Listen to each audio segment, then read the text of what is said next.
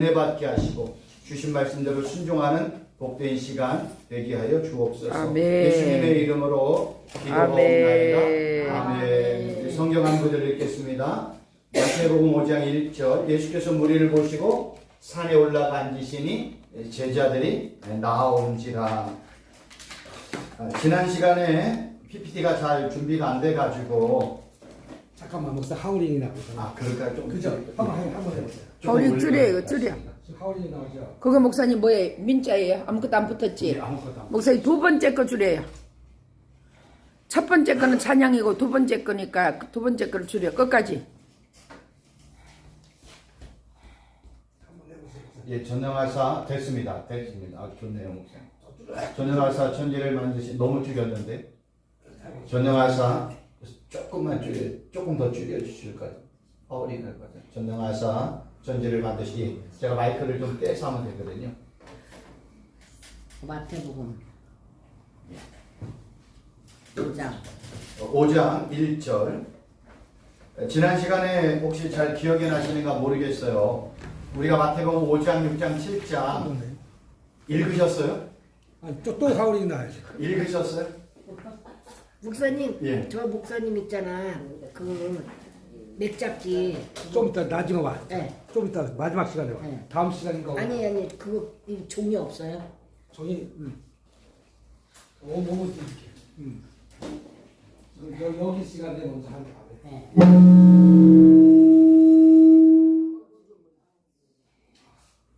이게 아마 비가 와가지고 그럴 수 있어요. 그렇다. 예, 비가 오면 항상 이렇게 잘 목사님 안 한번 맞더라고요. 해봐요.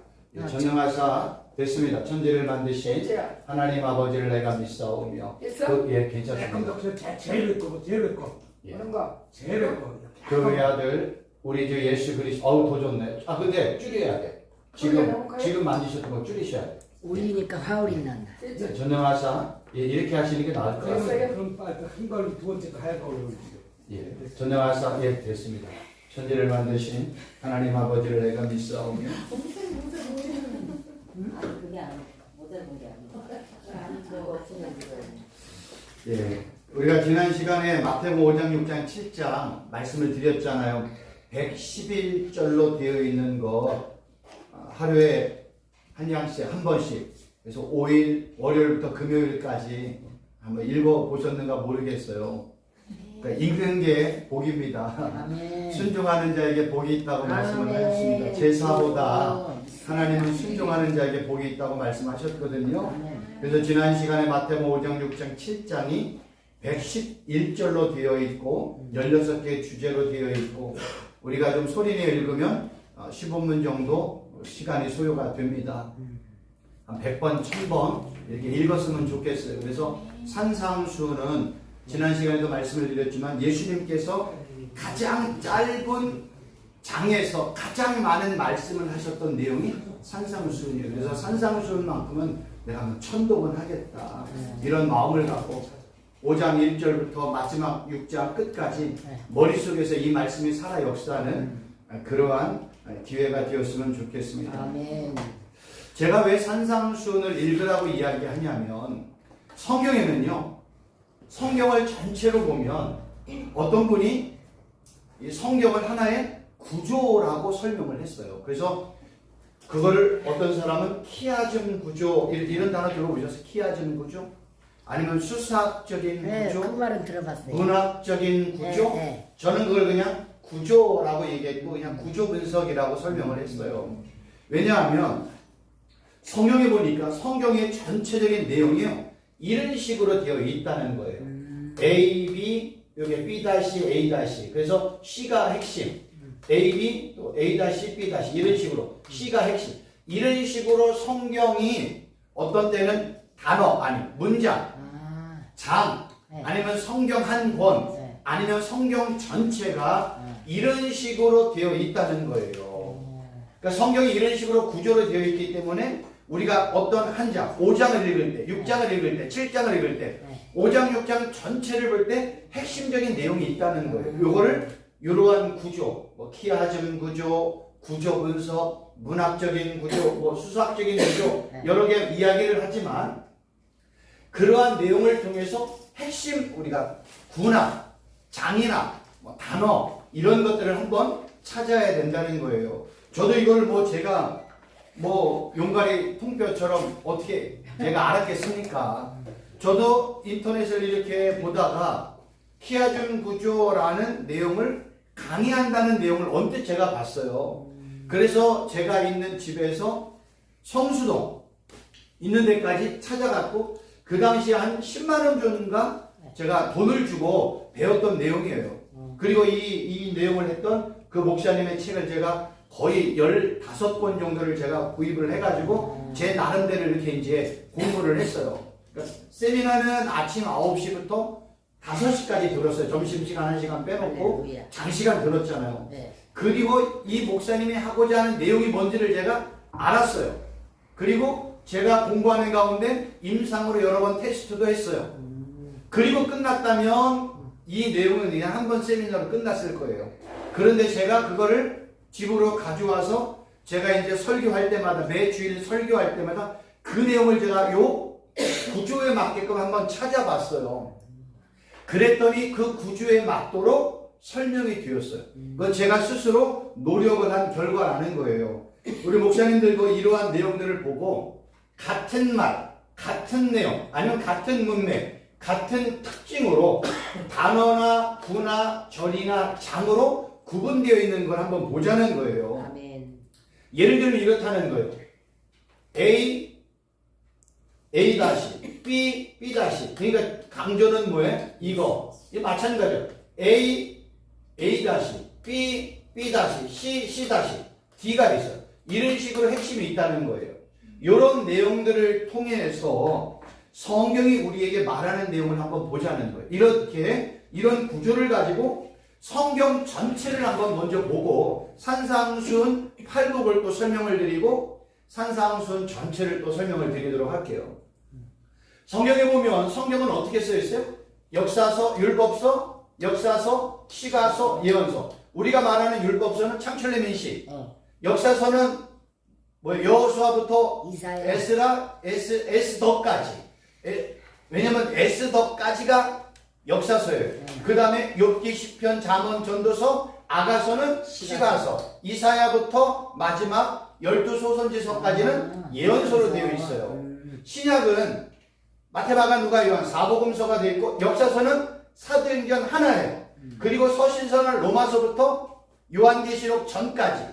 요한 1, 2, 3서 마지막이 유다서인가요? 하여튼 마지막까지. 그리고 마지막 예언서는 요한계시록이에요. 그러면 성경이 이런 식으로 하나의 큰 틀을 가지고 설명을 하잖아요. 그러면 율법서와 뭐와 같은 거예요? 복음서와 같고, 역사서는 사도행전, 시가서는 선지서, 예언서는 마지막 요한계시록. 그러면 요거를 A, B, C로 나누어 A-, B-, C-, D-로 나누었을 경우에 성경이 성경 전체를 통해서 우리에게 강조하고 싶은 내용이 있다면 어떤 내용일까요? 예언서라는 얘기죠.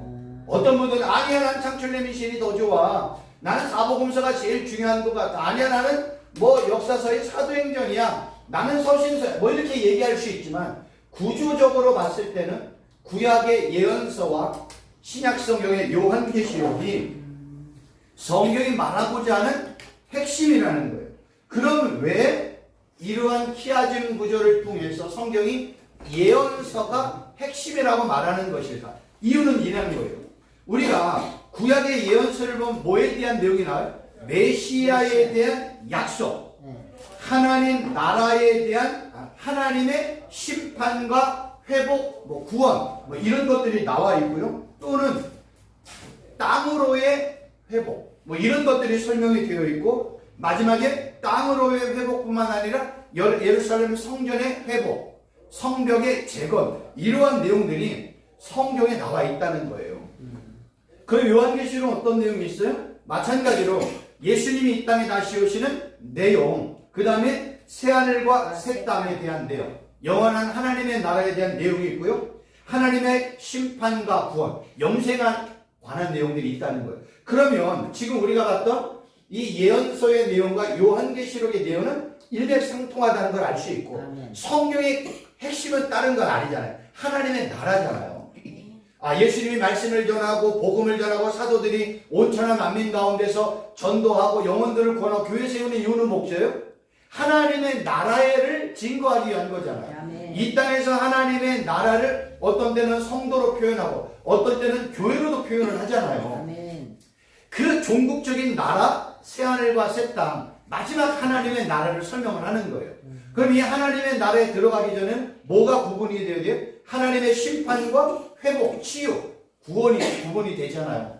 마찬가지로 이스라엘 나라의 역사도 보면 이스라엘 백성이 하나님 앞에 불순종해서 아수르의 패배를 당하고 바벨론의 패배를 당해서 바벨론에 70년 동안 유배를 당하다가 다시 땅으로 돌아오잖아요. 가나안 땅으로 돌아서 하는 게 뭐예요? 성벽 재건 아니면 성전을 회복하고 성전을 다시 세우는 일이란 말이에요. 아멘. 그러니까 이 성전에 대한 이야기, 아멘. 마지막 새하늘과 새 땅에서도 하나님 나라 성전에 대한 이야기, 아멘. 구원과 심판에 관한 내용, 여기도 구원과 심판에 대한 내용들이 설명이 되어 있다는 거예요. 그러니까 성경의 내용의 핵심은 결국은 심판과 회복, 구원, 아멘.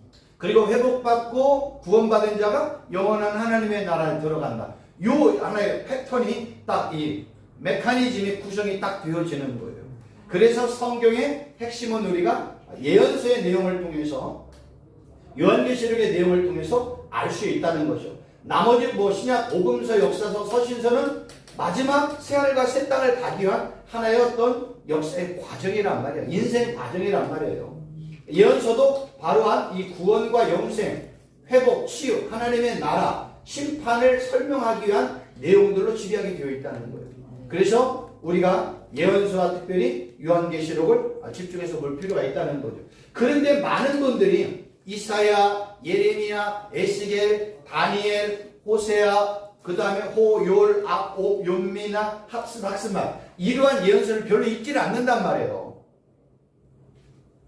근데 그 예언서를 통해서 결국 이야기하는 게 회복과 치유, 심판 이런 이야기고 땅의 회복, 그 다음에 성전의 회복 이러한 내용들을 설명하고 있고 그 비슷한 내용이 요한계시록에서도 언급되어 있다는 거죠. 그래서 우리가 성경 전체가 다 중요하지만 키아즘 구조 분석을 통해서 보면 성경은 예언서를 통해서 요한계시록을 통해서 우리에게 말하는 내용들이 바로 이러한 하나님의 약속, 하나님의 심판과 구원, 땅의 회복, 예루살렘 성전에 관한 내용, 새하늘과 새 땅에 관한 내용이라는 것을 설명드릴 수가 있습니다. 그래서 기회가 되어진다면 요거를 한번 이렇게 제가 이제 오늘 강의가 끝나고 난 다음에 카톡에 올려놓을 테니까요. 요 내용을 한번 잘 참조를 해가지고 성경을 한번 보세요. 그럼 이제 우리는 성경 전체의 개론을 공부하는 게 아니라 우리는 이제 산상수훈을 공부를 하잖아요.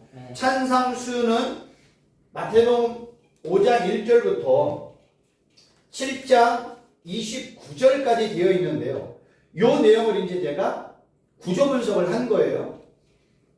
마태복음 5장 1절 보면 아까 우리가 읽은 것처럼 예수님이 무리를 보시고 산에 올라가 앉으시니 제자들이 나와왔다. 그 다음에 입을 열어 가르쳐 이르시되 이게 1절 2절이거든요. 요건 그냥 설명이에요. 앞부분. 그리고 마지막 부분 7장 28절 29절에 보면 예수님의 말씀이 서기관들의 말씀과 같지 아니하더라. 그러니까 마지막 뒷부분도 설명으로 끝나요. 그거를 다 빼놓고 3장부터 이 7장 27절까지의 내용을 하나하나씩 제가 정리를 해봤더니 하나님은 팔복에 관한 내용이고요. 10절로 되어 있고 소금과 빛, 예수와 율법, 살인하지 말라, 노하지 말라, 간음하지 말라, 맹세하지 말라, 악한 자를 대적하지 말라, 원수 사랑하라, 구제함을 은밀하게 하라. 너희는 이렇게 기도하라. 외식으로 금식하지 말라. 보물을 땅에 쌓아두지 말고 하늘에 쌓아라. 비판하지 말라. 구하고 찾고 두드리라. 생명과 멸망으로 인도하는 분. 요게 이제 저는 뭐라고 표현을 했냐면 산상수녀 두미일치, 수미 쌍관법이에요. 앞부분과 뒷부분이 제일 중요해요. 나머지는 그냥 A, B, C, D, E, F, G, H, I, J 이런 식으로만 돼 있는 거예요. 그러니까 요 내용은 하나하나 그냥 단락단락으로 설명을 하는 거고 산상수훈 전체를 통해서 예수님께서 우리에게 말하고자 하는 핵심은 팔복이고 마지막 15절 27절로 열매로 그들을 알아야 된다. 그러면서 모래 위에 지은 집, 반석에 지은 집을 비유로 설명을 했단 말이에요. 요 내용이 가장 중요해요. 아멘. 팔복에 대한 내용은 10절로 구성이 되어 있고요. 아멘. 열매로 그들을 알라고 하는 거는 13절로 되어 있어요. 그러니까 장절로도 좀 많은 부분을 차지하고 있어서 우리가 산상수를 공부할 때 팔복과 마지막 열매로 그들을 알고 반석과 모리에 지은 집에 대한 내용이 제일 중요하다라는 것을 인지를 하고 산상수훈 공부를 해 나가야 됩니다. 그러니까 우리가 산상수훈을 읽을 때 이 부분이 제일 중요하구나. 이거를 구조로 보면 두미일체, 머리와 끝, 아니면 수미, 머리수, 끝미, 수미, 쌍관 이런 식으로 해서 앞과 뒤를 결론으로 내어서 설명을 하고 있다는 거예요. 이런 내용도 PPT에 제가 다 올려드릴 테니까 이런 내용들을 좀 보시면 좋을 것 같습니다. 그래서 이런 식으로 우리가 성경을 마태복음 1장을 볼 수도 있고 마태복음 1장 1절 내용을 볼 수도 있고 아니면 성경 전체 아니면 신약, 구약, 마태복음 전체 이런 식으로 구조를 분석을 하면 구조가 나온다는 거예요. 근데 마태복음을 전체를 구조 분석을 한다든지 하면 되기는 돼요. 그런데 그 내용을 전체로 보려면 성경을 여러 번 읽어야 되고 그 다음에 1장에 무슨, 2장에 무슨, 3장에 무슨 내용들을 전부 다 하나하나 이렇게 문장으로 이렇게 하나하나 정리를 해놔야 성경이 이 내용을 통해서 요 내용을 이야기하려고 하는구나 라는 거를 아는 거예요. 근데 너무 많은 시간이 투자가 되어져요. 그렇죠. 구분해야 되니까. 그렇죠. 그래서 이제 우리가 성경 전체로는 아까 예언서가 핵심이라는 내용을 설명을 드린 거고 산상수훈 5장, 6장, 7장에서는 이 팔복과 마지막 끝부분에 있는 열매로 그들을 알라라는 부분에 대해 말씀을 드린 거고 나머지는 우리 목사님들이 시간을 내어 한번 연구를 해보면 좋을 것 같아요. 지금 팔복에 대한 내용뿐만 아니라 마태복음 5장, 6장, 7장은요 제가 나름대로 지금 계속해서 구조 분석을 통해서 이렇게 정리를 해나가고 있어요. 예를 들면 소금과 빛에 대한 내용, 예수와 율법, 살인, 간음에 대한 내용들을 하나하나 이렇게 구조 분석을 하면 살인과 간음을 통해서 맹세를 통해서 예수님이 말하고자 하는 그 핵심이 드러나요. 아멘. 그 핵심을 우리가 가지고 증거하는데 잘못하면 막 주변 것만 증거하면 안 되잖아요. 아멘. 그러니까 나무가 있어요. 나무의 핵심은 뭐예요? 열매잖아요. 열매. 근데 열매를 설명하려고 했더니 막 저 뿌리도 중요하고 줄기도 중요하고 가지도 중요하고 잎도 중요하고 이건 그냥 개론적으로 간단하게 설명을 하고 진짜 중요한 열매에 대한 내용들을 설명을 해야 되는 거예요. 그러니까 열매의 핵심을 가지고 설명을 해야 되는데 주변 거 설명하다가 오늘 시간 다 됐대 나중에 이러면 안 된다는 거예요. 그러니까 설교를 할 때도 설교에 내가 오늘 전하고자 하는 어떤 메시지의 핵심이 있잖아요. 아멘. 그 핵심을 설명하기 위해서 나머지 거를 주변으로 설명을 해야 되는데 잘못하면 주변 설명이 90%야. 그리고 진짜 핵심은 말도 못해. 그리고 끝나면 안 된다는 거예요. 그러니까 우리가 설교를 할 때 내가 오늘 이 설교를 통해서 말하고자 하는 핵심이 뭘까? 그 핵심을 내가 이야기하는 거고 그 핵심을 설명하기 위해서 필요한 간증도 들어가고 예화도 들어가고 주변 시대적인 상황을 설명을 해야 되는데 주변 거 설명하다가 보면 진짜 핵심은 말도 못한다는 거예요. 그러면 안 된다는 거예요. 그래서 이제 우리가 이러한 내용들을 우리가 공부를 해야 되는 부분이니까 이러한 부분을 한번 이렇게 공부를 해서 중요한 건 단어가 똑같아야 되고요. 문장이 똑같아야 되고 구가 똑같아야 돼요. 그러니까 이런 내용이 내 마음대로 막 끼워 맞추면 안 되는 거예요. 근데 가장 이제 보편적인 건 뭐냐면 성경을 이렇게 읽다 보면 가장 중요한 핵심들은 어디에 있어요? 앞에 아니면 뒤야. 아니면 중간이야. 이게 거의 그래요. 앞에가 결론, 아니면 뒤가 결론, 아니면 중간. 이거 찾기가 쉬운 거예요. 아무리 이거 내 봐도 뭐 이상한 데 끼어 있질 않아요. 중간 두 개가 결론, 이런 식으로. 다 뭐예요? 앞에, 중간, 뒤거든요. 여기도 A, B, C, D, E 하면 E가 결론이에요. 서론, 결론 뭐 이런 식으로 다 마지막 부분, 첫 부분 아니면 중간 부분에 결론이 있다는 내용을 보고, 그러니까 이런 것처럼 이제 하나하나 따지려면은 이렇게 내용들을 하나하나 이렇게 분석을 해가지고 단어가 똑같은지 어떤 의미가 똑같은지 이런 것들을 구분을 해가지고 이렇게 정리를 해야 되지. 그냥 내가 원하는 대로 나 이게 A고 이게 B 이러면 안 된다는 거예요. 그래서 단어, 구, 문장, 절 이런 비슷한 내용들을 가지고 A, B, C, D로 구분을 하면 성경이 이러한 내용을 통해서 우리에게 말하고자 하는 핵심이 있다는 것을 기억을 하면 좋을 것 같습니다. 팔복, 우리가 산상수훈이니까 팔복과 마지막 열매로 그들을 날라 반석 위에 지은지 모래 위에 지은지 이게 수미상단 부밀치 구조로 되어 있기 때문에 가장 중요한 단어로 설명을 드렸습니다. 또 하나 이제 중요한 게 뭐냐면 예수께서 무리를 모시고 산에 올라가 앉으시니 제자들이 나온지라 입을 열어 가르쳐 이르시되, 이게 단순한 내용 같지만 여기에 아주 어마어마한 내용들이 숨겨져 있어요. 예수님 예수님 막 이적을 행하고 역사가 일어나니까 막 사람들이 막 수십만 명이 아니라 수천 명들 막 많은 사람들이 무리를 지어 예수님을 쫓아다니는 거예요. 그 많은 무리를 보시고 예수님이 어디로 올라가요? 산으로 올라가 앉으시니 산에 올라갔다는 거예요. 그리고 앉았대요. 그랬더니 누가 나와요? 12명의 제자들이 나온지라. 누구에게 입을 열어 가르쳤어요? 12명의 제자들에게만 예수님이 입을 열어 가르쳐 주셨다는 거예요. 우리가 성경을 잘못 이해하고 산상수훈의 내용을 잘못 이해하면 이 산상수훈은 모든 인류에게 주신 말씀이야 라고 오해하면 절대로 안 됩니다. 산상수훈은 누구에게만 준 거예요? 제자. 예수님을 따르겠다고 고백하는 12명의 제자들에게만 예수님이 선포한 말씀이라는 거예요. 그런데 이러한 내용들을 잘못 이해하면 어떤 오해가 생기냐면, 여러분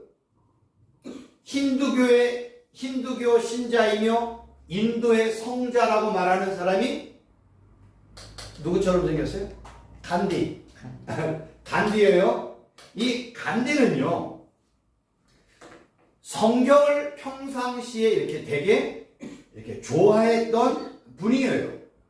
그리고 성경을 전공해서 평상시에 성경을 많이 읽었던 분이고, 그 중에서도 산상수훈은요, 종교 중에 종교다, 모든 종교의 다이아몬드다 라고 말한 분이 간디예요.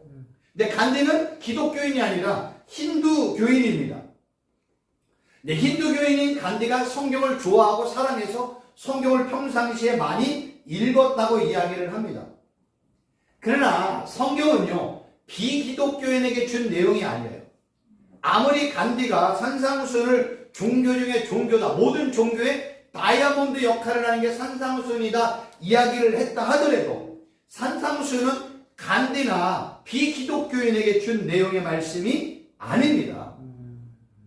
산상수훈은 예수님의 제자들 또는 예수님을 따르겠다고 고백하는 성도들, 예수님의 신부들, 이 하나님의 백성들에게 준 말씀이에요. 마찬가지로 성경도 그렇다라는 거예요. 성경도 세상의 모든 사람들이 그냥 성경 좋은 책이니까 읽어야 돼, 이런 개념이 아니라는 거예요.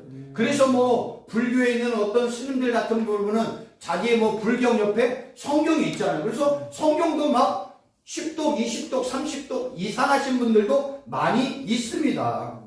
그러나 성경은 누구를 위해 기록한 거예요? 하나님의 백성들, 하나님의 자녀들, 예수님의 신부들에게 주신 말씀이 성경 말씀이라는 거예요. 왜 그럴까요? 왜 성경은 하나님의 백성들, 하나님의 자녀들, 예수님의 신부들, 예수님의 제자들, 교회에게 성경을 주셨을까? 그 첫 번째 이유는요, 성경의 핵심 주제는 누구예요? 예수님. 성경의 핵심 주제는 예수님이에요. 그럼 힌두교인 간디나 불교인 많은 스님들이 읽으면 이 내용을 알아요, 몰라요? 모르지. 성경은 제가 뭐에 대한 기록이라고 말씀을 드렸어요? 예수님에 대한 기록이라고 예수님이 친히 말씀을 했다고 그랬잖아요. 그래서 예수님이 그러잖아요. 야, 모세 오경과 시편과 선지서, 예언서에 대한 모든 내용은 다 나를 설명하는 거야. 그럼 창세기, 출애굽기, 레위기, 민수기, 신명기, 시편 다 누구를 설명하는 거예요? 예수. 예수님. 이사야, 예레미야, 에스겔, 다니엘, 소선지서 다 누구를 설명한 거예요? 예수. 예수님에 관한 내용이라니까.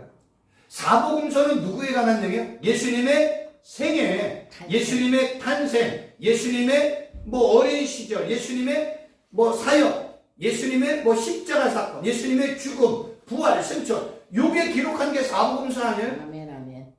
사도행전은 뭐예요? 그러한 예수님을 믿고 따라갔던 예수님의 제자들이 만민 가운데 돌아다니면서 예수님을 전하고 십자가를 전하고 부활을 전하고 하나님의 나라를 전하면서 세웠던 내용들을 기록한 게 사도행전이에요. 아멘. 그들이 돌아다니면서 세웠던 교회가 사도행전 시대에 많은 교회들이 있었단 말이에요. 아멘. 근데 그런 교회를 보다 보니까 예수님을 믿으면서 갈등이 일어나고 신앙생활에 약간 어려움도 생기고 이단이 들어오고 뭐 여러 가지 율법과 계명이 막 판을 치고 유대교가 막 판을 치는 이러한 상황 속에서 예수님의 제자들, 특별히 바울이나 베드로나 요한 같은 사도들이 그 교회에 필요한 내용들을 뭐 권면하고 예수님의 말씀을 전하고 복음이 뭔지를 전하고 십자가를 전하고 이런 것들을 설명하기 위해서 서신서를 기록한 거예요. 아멘. 그리고 마지막 요한계시록은 뭐예요? 새하늘과 새 땅, 예루살렘 하나님의 나라 세워지는 천상에서 성전이 이제 완성이 되잖아요. 아멘. 근데 이 마지막 요한계시록에서 언급된 성전이 있다 없다? 없다. 누가 성전이에요? 네. 하나님과 예수 그리스도가 우리가 성전이 아니라 하나님과 예수 그리스도가 성전이잖아요. 아멘. 그리고 우리는 성전이신 하나님과 예수 그리스도가 연합된 뭐예요? 기둥들이라고 설명되어 있단 말이에요. 그러니까 모든 내용들이 다 누구를 설명해요? 예수. 예수님을 설명한다니까. 그럼 역사서를 한번 보자는 거예요. 역사서 뭐 여호수아, 사사기록기, 사무엘상하, 열왕기상하, 역대상하 뭐 이런 게 나와 있잖아. 성경에서 왕은 다 누구를 설명하는 거예요? 예수. 만왕의 왕이시며 만주의 주가 되시는 예수님을 설명하는 게 열왕들에 대한 내용들이에요. 그러니까 열왕들을 보면 뭐예요? 다 불완전하잖아. 아멘. 그나마 예수님을 대표하는 왕이 누구? 다윗을 이야기해. 근데 다윗도 불완전하잖아요. 아멘. 그런 왕들을 통해서 진짜 금도 없고 점도 없는 완벽한 만왕의 왕, 만주의 주를 설명하는 게 열왕기상하, 역대상하, 역사서란 말이에요. 그럼 성경의 창세기부터 요한계시록 이르기까지 전체 모든 내용은 다 누구를 설명하고 있어요? 예수님을 설명하고 있네. 그럼 간디는 힌두교인 간디나 이슬람 계통에 있는 사람들이나 불교에 있는 사람들이나 유교에 있는 계통의 사람들이 성경을 연구하기 위해서 성경을 읽는다고 해서 그 내용을 깨달아요, 못 깨달아요? 예수 그리스도로 집약할 수가 없잖아요. 우리는 성경을 보면서 예수님을 발견하고 예수님을 우리가 알아야 되잖아요. 그리고 내가 발견하고 은혜 받은 그 예수님을 전하는 거잖아요. 아멘. 근데 예수가 빠졌어. 아멘. 그럼 설교가 아니라는 거예요. 아멘. 여러분, 강연과 설교의 차이가 뭔지 아세요? 많은 사람들이 잘못하면 우리 목사님들이 설교를 강연으로 할 수 있으면 안 돼요. 안 돼요. 막 어떤 분들은 뭐 예를 들어서 뭐 예비군 훈련 가가지고 뭐 설교했다고 얘기하는데 다 세상 사람들이 얘기하는 것과 똑같아. 말 잘하는 어떤 그런 뭐 언변가들이 나와가지고 개그맨들이 나와가지고 무슨 뭐 언어 콘서트, 말 대화 콘서트 이런 거 하잖아요. 그런 건 예수님 빠지고 다 세상 얘기, 재미난 얘기를 해. 근데 목사님의 입에서는요, 예수님이 빠지고 세상 이야기를 하면 그거는요, 만남가는 될지 설교가는 못 되는 거예요. 설교가는요, 예수님만 증거하는 거예요. 예수님을 증거하기 위해서 시대적인 상황이나 환경이나 이런 것들을 설명을 하는 거지. 예수님이 빠지고 세상 이야기, 정치 이야기, 뭐 돌아가는 뭐 돈 버는 이야기, 리더십, 그건 설교가 아니에요. 그냥 강연이지. 근데 우리는 강연을 하고 설교했다고 말하면 정말로 안 되는 거예요. 설교는 누가 들어가야 돼? 반드시 예수님, 십자가, 예수님의 부활, 하나님의 나, 이게 핵심이라니까요. 요 내용이 빠지면 안 되는 거예요. 아멘. 그래서 첫째는 성경이 기독교인들이 읽어도 이해가 못 되는 이유. 첫째 이유는 성경은 누구만 증거한다? 예수님만 증거한다. 두 번째는 뭐 비슷한 얘기예요. 불신자들은 예수님에게 관심이 있다 없다? 없다. 그냥 성경의 내용을 통해서 여호수아 내용을 봤더니 전쟁 이야기가 나오더라. 어딜 봤더니 리더십 이야기가 나오더라. 이런 얘기 하잖아요. 예수님에 대한 관심이 없어요. 그러니까 예수님을 전하지 않는 것입니다. 세 번째로는요. 성경은 뭘로 기록이 되어 있다고 그래요? 성령의 감동으로 기록이 되었다고 성경이 증거하고 있잖아요. 하나님의 은혜를 받은 하나님의 백성들, 그분들이 성령의 감동을 받아서 성경이 기록이 되어 있다는 거예요. 그러면 성령의 감동으로 기록이 되었다면 성경을 읽는 사람이 내 안에 누가 내재해야 돼요? 성령 하나님이 내재를 해야 되겠죠. 성령 하나님이 내재를 안 하면 성령으로 감동된 하나님의 말씀을 이해할 수 있다 없다? 절대로 못하지요. 그러니까 성경이 성령의 감동을 받아서 쓰여졌다면 성령 예수 그리스도를 믿고 성령 하나님이 내 안에 내재하신 그 성도가 성경을 읽을 때 내 안에 계신 성령님이 성경의 말씀을 이해하고 깨달아지게 하고 믿어지게 하는 거예요. 야, 내가 이 말씀대로 순종해야 되겠네? 라고 순종까지 가고 성령 하나님이 열매를 맺게 해주시는 거예요. 그리고 성령님은 예수님이거든요. 내가 가면 다른 보혜사가 올 거야. 그 보혜사, 다른 보혜사인 성령이 오면 그가 누구를 증거한대요? 예수님만 증거한다네요. 그러면 성령 충만을 강조하면 그 성령 충만을 강조하는 분들은 누구만을 증거해야 돼요? 예수님만을 증거해야 된다니까요. 우리가 성령 사역을 할 때 하나 오해하지 말아야 될 게 뭐냐면 성령 사역을 해요. 그래서 성령님만 얘기해. 성령님이 뭐고 그러니까 어떤 세미나에서 성령에 관한 세미나를 하면 이해는 돼. 근데 성령 사역하는 사람이 성령님만 얘기해. 그 이상한 거예요. 왜 이상해요? 성령님이 이 땅에 오셔서 하신 일이 뭐예요? 누구를 드러내는데? 예수님을 증거하고 예수님을 드러낸다잖아요. 그리고 예수님이 가르친 거를 생각나게 한다고 하잖아요.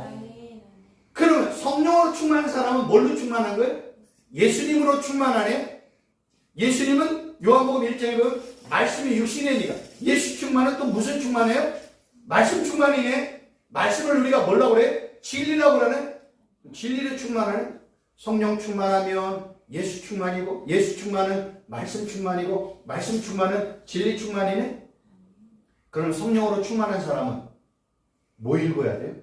성경. 당연히 성경을 읽어야 되겠죠. 성경을 안 읽고 내가 성령 충만하다? 그거는 말이 안 되는 거죠. 아니, 성령으로 충만한 건 예수로 충만하고 예수 충만은 말씀 충만, 진리 충만이면 성령 충만하고 예수 충만하면 나는 뭐를 읽어야 돼? 성경을 당연히 읽어야 되겠죠. 그러니까 목사님들이 성경을 읽지 아니하면 그건 직무유기라는 거예요. 맨날 우리가 텔레비전에 뭐 이태원 사고 뭐 세월호 때 뭐 군인들, 경찰들, 해경들 다 직무유기라고 얘기하잖아요. 목사님들이 성경을 읽지 아니하면 그건 직무유기라니까요. 그러니까 목사는요 성도와 똑같이 가는 거예요. 목사님이나 성도나 동일한 게 뭐죠? 기도와 말씀과 예배 전무하는 거예요. 이건 누구나 목사는 많이 하고 성도는 적게 하고 성도는 많이 하고 목사는 신학교에 했으니까 적게 이런 게 아니라니까요. 성도나 목회자나 사역자는 동일하게 기도와 말씀과 예배에 전무해야 돼요. 이 싸움 하는 거예요. 아멘. 여러분 돈이 많다고 해서 사역을 잘하는 거 아니에요. 제가 신학교 다닐 때 돈이 없어서 어렵게 힘들게 공부한 사람이 있어. 근데 목회는 막 500명, 1000명이야. 근데 부모가 좀 부유해가지고 이렇게 자동차도 차고 여유있게 밥 먹는 것도 어렵지 않고 나가서 외식하고 이렇게 그냥 재미나게 신학교를 공부한 사람들은 목회가 어려울 수 있어요. 꼭 그렇게 비교는 안 되지만 그 중요한 건 뭐예요? 얼마나 기도와 말씀과 예배에 전무했느냐. 아멘. 내가 얼마나 말씀에 연구에 집중했느냐. 내가 얼마나 하나님의 은혜를 사모하고 기도의 영성을 알게 돼 기도에 집중했느냐. 내가 얼마나 예배를 사모하면서 매주 예배를 드리고 있느냐. 이러한 내용으로 하나님이 그 사람을 뭐예요? 달아보고 평가를 하잖아요. 근데 목사님들이 성경을 안 읽는다. 개인 기도 시간이 없다. 이러면 안 되는 거예요. 여러분 이렇게 우리가 전체적으로 이렇게 같이 기도하는 것도 기도 시간이 맞아요.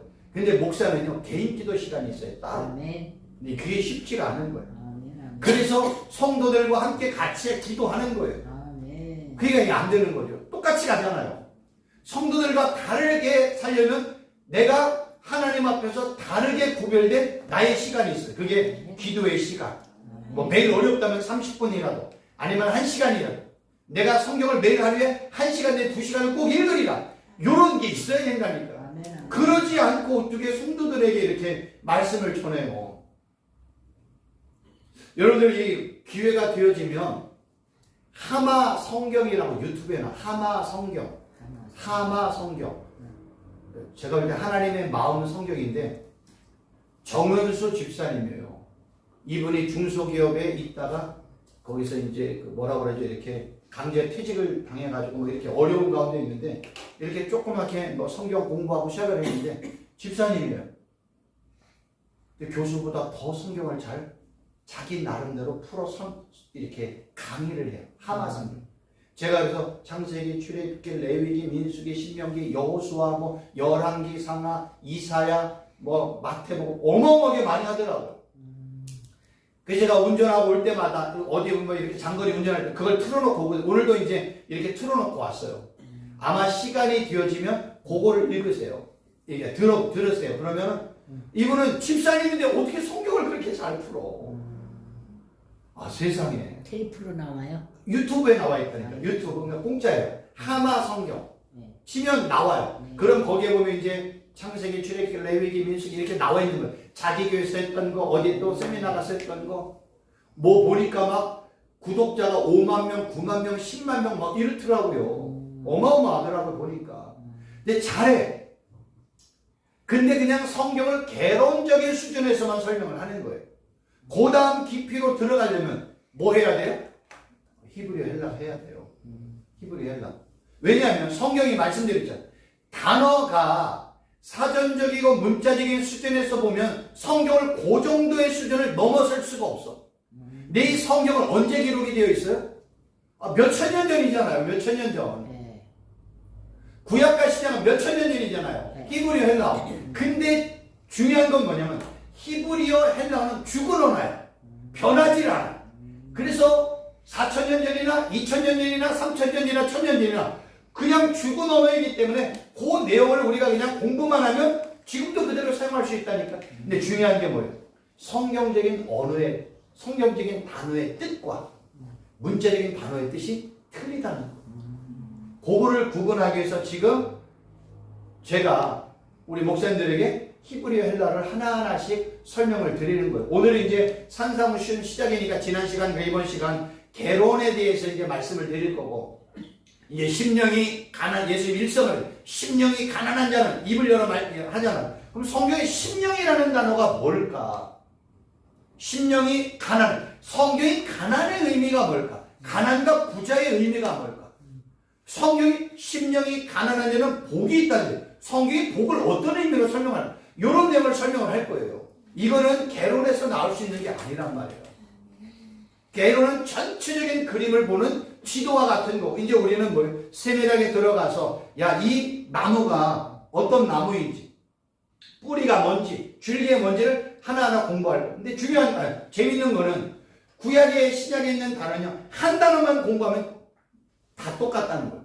그러니까 구약의 의, 정의, 공의 다 똑같아요. 이 의를 헬라어로 그냥 번역, 그냥 한 단어만 배우면 그냥 구약과 신약이 똑같다. 복, 4개만 공부하면 그냥 다 아는, 성경에 그 단어가 다 쓰여 있어요. 진리 다 똑같아요. 죄 다 똑같아요. 그러니까 우리가 공부하는 몇 가지, 몇백 개는 되겠지만 몇백 개 이상의 단어들만 공부를 하면 그 내용의 성경이 다 맞는 거예요. 이게 히브리 헬라의 가장 큰 유익 중에 하나예요. 우리나라처럼 말을 막 비꼬고 뭐 이런 게 아니라 죽은 언어이기 때문에 그냥 그대로 그냥 그 내용을 공부해서 성경 해석하고 성경 읽고 그 다음에 설교하고 강의하고 이러는 거예요. 변동할 수가 없어요. 다만 말을 전하는 그 메신저가 어떻게 표현을 하느냐에 따라서 달라질 수는 있어요. 예를 들면 오이 하나를 가지고 양념을 만들어요. 어떤 사람은 오이를 그냥 툭툭툭툭 잘라가지고 그냥 그 뭐예요? 그 뭐 고추장이나 뭐 아니면 뭐 고춧가루를 이렇게 해서 먹는 사람이 있고, 어떤 사람은 오이를 잘라가지고 소금에 착 절여가지고 하는 사람이 있고, 어떤 사람은 또 간장에 뭘 피클로 만드는 사람, 다양하잖아요. 오이라는 하나의 재료이지만 그거를 요리를 하는 메신저, 말씀을 전하는 사역자들이 어떻게 요리를 하느냐에 따라서 내용이 달라질 수 있는 거예요. 조금씩. 아멘. 그러나 내용은 다 오이라는 거죠. 마찬가지예요. 구약이나 신약이나 히브리 헬라어도 동일한 그런 하나의 재료이지만 말씀을 전하는 사역자들이 어떻게 전하고 그거를 내 삶과 어떻게 연결해서 전하느냐에 따라서 내용의 말씀이 완전 달라진다는 거예요. 정리를 한다면 성경 산상수 누가 읽어야 돼요? 성도들이 읽는 거예요. 불신자들 읽으면 이해도 안 되는. 그러니까 뭐 어떤 뭐예요? 미국에서 그런 사람들이 있잖아요. 그 안에 성령 하나님이 없는데, 그 안에 예수님이 없는데 성경을 읽으니까 성경을 뭐예요? 불교처럼 설명을 하는 거예요. 유교식으로 설명하는. 근데 거기에 맹신하는, 거기에 광고하는 성도님들이 있으면 어떡하는 거예요, 성도님들이? 그래서 돌이 가짜라는 게. 아니, 어떻게 생각해봐요. 그 안에 예수님의 영도 없고, 성령도 없고, 하나님의 영이 없고, 예수의 영, 진리의 영이 없네? 그런 사람이 그냥 자기가 몇 번 성경을 읽고, 자기 나름대로 해석한 걸 가지고, 거기에 광고하고 막 거기에 쫓아다니는 성도님들이 있으면 어떻게 돼요? 그거는 그 사람은 이해할 수가 없는 거예요. 거짓 선지. 그 안에 예수님이 없는데, 성령 하나님이 없는데 어떻게 성경을 이해해? 자기가 아는 세상적인 관점으로 성경을 읽고 개떡같이 해석을 하는 거예요. 아멘. 근데 거기에 맹신하면 어떡하냐는 거예요. 큰일 나죠. 성경은 누가 읽는 거예요? 성령 하나님의 임재, 내재하는 거. 예수 그리스도를 나의 구주와 메시아 주님으로 하나님의 아들로 영접하여 하나님의 성령이 내 안에 거한 사람. 그러한 사람만이 성령으로 기록된 성경을 읽을 때 성령 하나님이 깨닫게 하고 보여주고 듣게 하고 이해하고 믿어지게 하고 주신 말씀대로 순종하는 데까지 가는 거예요. 이렇게 성경을 읽으면 결국 뭐예요? 나를 부인한다면 나는 아무것도 아니구나. 자기 부인을 하는 거예요. 야, 예수님만이 모든 거네. 진짜네. 그 내 모든 자아, 쓴뿌리, 예쁜 성, 혈기 그런 것들을 십자가에 못 박는 거예요. 그러니까 자기 부인과 자기 십자가로 가는 거야. 근데 예수님을 믿지 않는 그러한 엉텅구리 같은 그러한 사람들은 뭐예요? 자기 부인을 안 해. 자기 자랑을 하지. 자기를 왜 십자가에 못 박혀 자기 의와 혈기 막 그런 것만 드러내죠. 그러니까 그런 것들을 분별하면서 성경을 읽어 나가야지만이 성령님이 매 성경을 읽을 때마다 우리에게 은혜도 주시고 깨달음도 주시고 믿어지게 하는 거예요. 아멘. 성경은 다시 이렇게 합니다. 예수님이 뭐라고 그래요? 수많은 무리를 보시고 산에 올라가 앉으시니 누가 나와요? 제자들. 예수님의 제자들이 나온지라. 예수님이 그들을 향해 입을 열어 가르쳐 이르시되. 그러니까 입을 열어 예수님의 12제자에게만 말씀을 전하는 것. 왜요? 성경은요 하나님의 나라의 통치 이념을 설명하고 있기 때문에. 야, 하나님의 나라는 뭔 줄 알아? 하나님의 백성은 하나님의 나라에서 어떻게 사는 줄 알아? 아멘. 설명을 하는 거예요. 그래서 일반인들이 성경을 읽으면 안 되는 이유가 뭐냐? 우리와 사는 세상이 다르고 사는 가치관이 다르고 우리를 다스리는 왕이 달라. 세상은 누가 왕이에요? 내가 왕이잖아. 내 가치관. 그러나 성경은 누가 왕이래요? 예수님이 왕이에요. 우리는 예수님의 말씀대로 살아요. 우리는 예수님의 통치를 받으며 사는 거예요. 그러한 통치 이념, 하나님의 나라의 통치 이념이 뭔 줄 알아? 하나님의 뜻은 이거야. 하나님의 백성은 이렇게 살아야 돼 라고 아, 네. 설명한 게 이 산상수훈이라는 거예요. 아멘. 그러니 예수님의 제자들과 예수님을 따라가는 예수님의 신부들, 교회들만이 산상수훈을 읽고 따라갈 수가 있는 겁니다. 아셨죠? 그러니까 이제 우리 뭐 해야 돼요? 성경 열심히 읽어야 됩니다. 개인 기도도 열심히 해야 돼요. 기도를 전문에 기도를 빨리 이렇게 사신 분들 있잖아.